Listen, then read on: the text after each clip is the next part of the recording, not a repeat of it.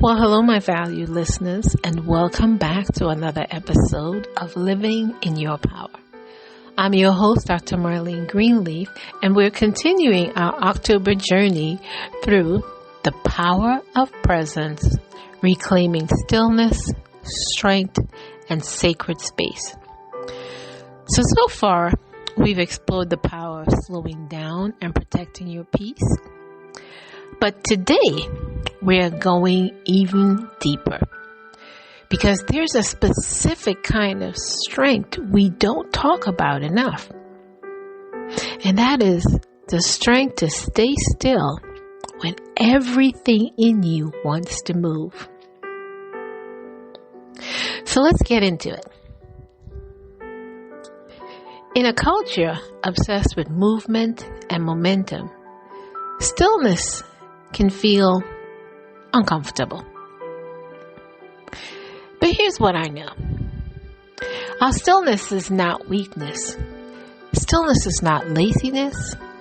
And stillness is not failure. It is, in fact, in my opinion, wisdom, discernment, and obedience.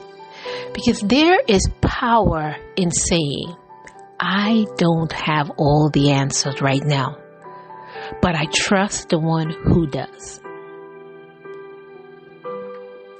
So Isaiah 40:31 reminds us, but they that wait upon the Lord shall renew their strength. They shall mount up with wings as eagles. They shall run and not be weary, and they shall walk and not faint. Waiting doesn't mean God is silent. It means He's working behind the scenes, in the details, in the becoming. And sometimes the breakthrough doesn't come when you push harder. It instead comes when you pause longer. So let's be honest. Waiting isn't easy. But here's how you know you might be resisting the stillness God is calling you into. You're rushing decisions because silence feels scary. You keep busy so you don't have to sit with your own thoughts. You confuse noise for progress. You're anxious when things feel slow, even if they're peaceful. Stillness forces us to trust what we can't control. And that's the most sacred surrender. So how can you embrace the wait without losing your mind?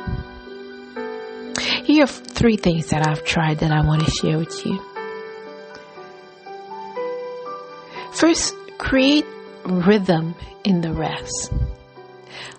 By this I mean, use this time to journal, reflect, and deepen your spiritual practice. Waiting doesn't mean doing nothing. So you can create rhythm in the rest. Second, ask better questions. So instead of, why is this taking so long? Try instead, what is God refining in me during this season? And third, anchor to what you know is true. Because God is faithful and you are called. And this pause has purpose. Now here's your empowerment prompt for this week. I want you to think on this. Where in your life are you being called to wait instead of move? And what might God be growing in this stillness?